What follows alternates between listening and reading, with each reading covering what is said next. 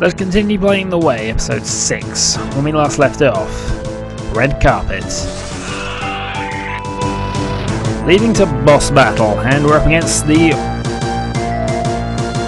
rail scar, which looks almost like a Barucha. Well, let's see what we can do about this. Concentrated assault, draw, and absorb. Might bleach. So we have XL drainage to worry about. Who was that on? Midian's not too important. Let's try a hurricane cut. Meantime, more drawing, more drawing. 187 and blindness, which is going to be a bit of a help now, isn't it? Well, Rue can panacea himself if need be. Attack. Let's see. Poison, clear sight. We're going to put that up now. And consider. In fact, we're going to go with an Ice Strike. He evades. Okay. Attack, attack. Draw. Attack. Yeah, this is not good. Gonna see it on Rue. Draw. In fact, there's no point in you drawing, you're losing too much XL. Then go Panacea on Sawyer, who can then go and absorb. Coma Trance. Okay. And thankfully, because of the ordering, we got away with that. So I'm going to Hurricane Cut next turn. Sacrifice, draw. Sawyer, draw.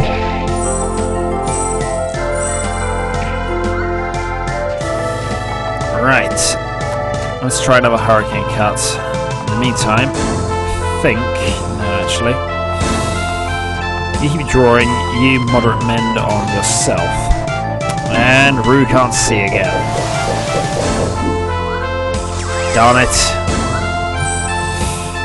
We've got to blind this filter up. And apparently that's not going to work.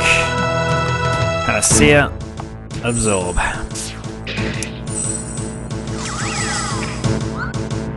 And Midian has yet to hit anything. Moderate mass, absorb.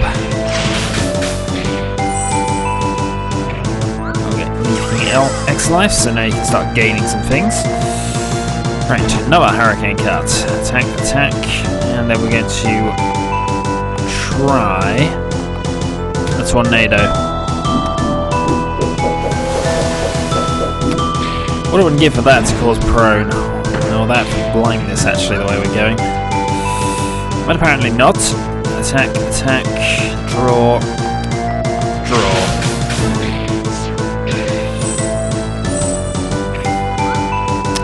Midian is hit for a small amount of damage. We can go lethal dosage for level 3 poison, except he's blind, so there's not much point in doing that. And I see it on Sawyer, Tornado. Though, for whatever reason, did it in the wrong order. Oh well. Hurricane Cut. Attack. Draw. And absorb. We really need a prone or to come up from that. But apparently it's not going to happen. Attack. Draw.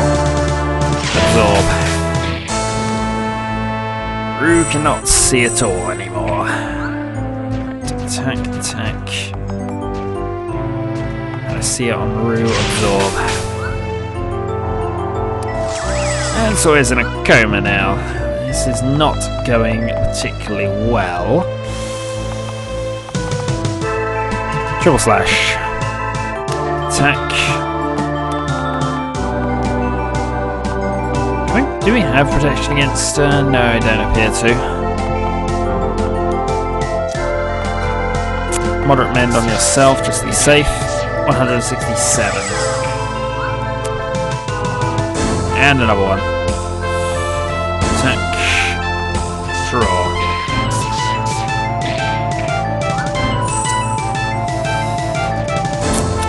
Attack, attack, and yet more drawing. We need that healing up, I think. Where are we going? Sawyer's out. You see still? Nope. Right. Go for moderate mass just to be safe.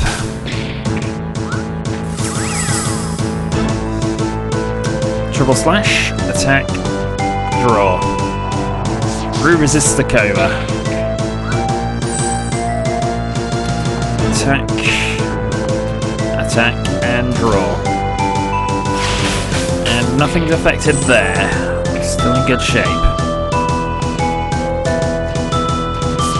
I wish his blindness would wear off so we can actually launch some attacks on him that are likely to hit. I don't particularly want to waste my healing because with 3 party members left I need to keep the hit points up. Ah! Midian can see. Mega Slash.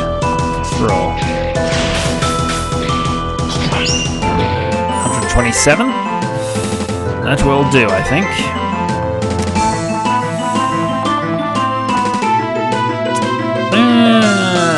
Maybe not. Tempted, but no. Right, moderate mass.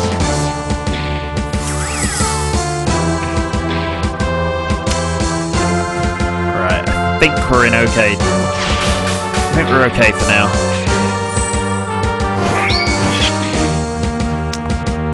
Triple slash attack.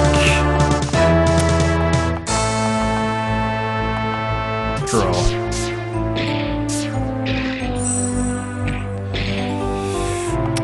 I wanted to try and gamble, but I don't think it's going to work. So instead we'll go heavy men on sacrifice.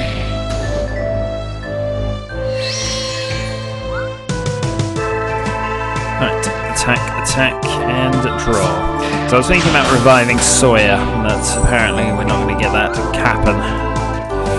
Triple slash, attack, attack. Attack resists. Attack, attack. Revive.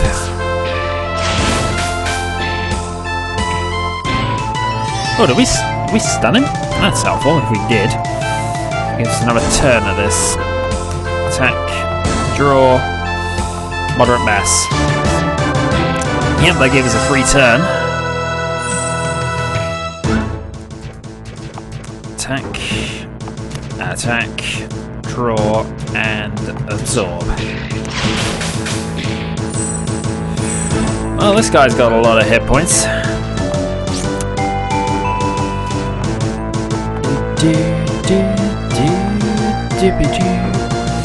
Nah, no point in doing anything else at this stage. Save the healing because, oh, there we go. Victory is ours at last. 300 aura points we got for that. So the Pokaite and Slew gains a level, Bruce's companions gain a level. Who are you? What? Is it you? What do you mean? Of course you aren't him. Doesn't matter what your face looks like. Just kill me. I'm not afraid anymore. I've been afraid for too long. I don't know what you're talking about. I've killed before, but I'm not here to kill you. I don't know why you think that. Why you would think that. I came after you because I was hoping you would tell me everything you know about the Shadow Swords. You're strange. Always changing. You're not going to hurt me? I won't hurt you. Alright. I know a man who's been in possession of a Shadow Sword for quite some time. I would guess that he's been in his possession for the last few hundred years. What? I don't think so. Yes, it sounds impossible, doesn't it? But that's the first thing you should know about Shadow Swords. Those who possess them do not age physically. They don't grow old. Not a day. They stay as they are while they continue to possess the Shadow Sword. Are you saying they're immortal? Not quite. They can still be killed, but not easily. What makes them so flaming powerful? Shadow Swords can absorb auras like nothing else on the way. Full, powerful auras to give the wielder of the sword incredible abilities. Where do they get these auras? By killing Wanderers. Wanderers are the most abundant and easily assessed source of auras. And the more people a Shadow Sword kills, the more powerful it becomes. Actually, it doesn't even have to be used to kill. I mean, he has to be near as death takes hold. How near? I don't know, but I've heard the Shadow Swords often prefer certain victims to others. Sometimes they like to be used to kill, but other times they don't. Picky swords? Sounds like crap. I'm just telling you what I know. How many auras can a Shadow Sword absorb? Could it become infinitely powerful? That's a very good question with a very interesting answer.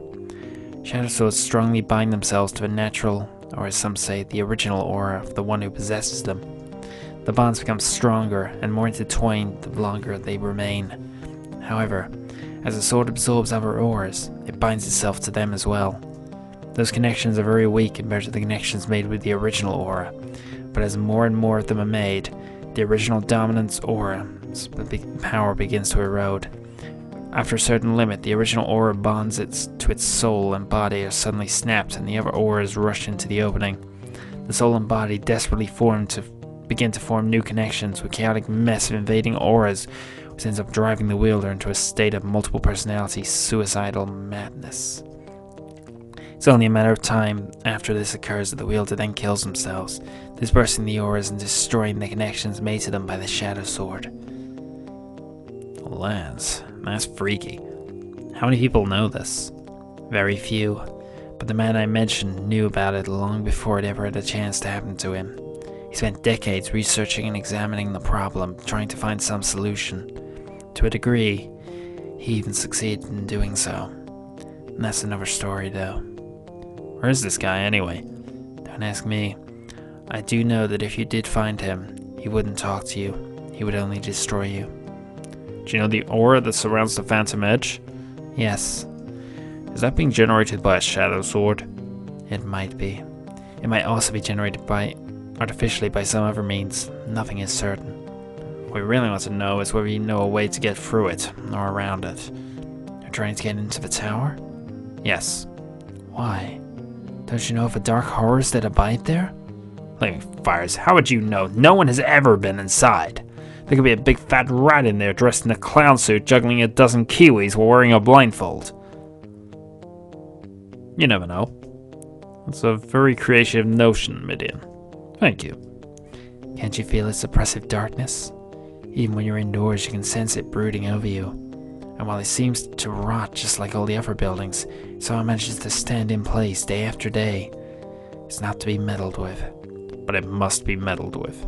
I believe in my heart that the truth of many things is cradled at the apex of Phantom's Edge, in that single solitary cell. What truth is this? I cannot even begin to explain. We may not be as different as I thought, Sacrifer. Please, if you know a way past that shielding aura, we would sincerely appreciate your help. You wouldn't be persuaded otherwise. We have to go there. I'm afraid for you, but I'll give you what you need. Now listen carefully. There's a door in the lost city that can only be opened with this key. The door leads to an old mining facility whose shafts reach deep into the pits. You should be able to go under the shielding aura if you go deep enough. Be careful though, for many dark things lurk in the depths of the pits. Some even tell of a great beast that is anchored to the base of a tower, tens of thousands of steps below the surface. Sounds like hell. We better pack a lunch. Wonderful. So, we've been given a task. But it's not a task I'll be doing just yet, because, well, for various reasons. But we did just receive a challenge before we went into there, so more plunging. I apologise. In the meantime, what we can actually do now is adjust our sword auras slightly, because we now have both of these, so we now have 3 X life in reserve all the time, and now we can start learning up some we can start learning revive skills. Now, I'm just thinking about this a bit here. Illuminati versus Hattasar. With 3 X life in reserve, this is now a much better sword to start with, so we'll go there. Next time we'll do some more plunging, because I should probably split the videos up. So the final plunge, well, the final plunge of the arena anyway. Until next time.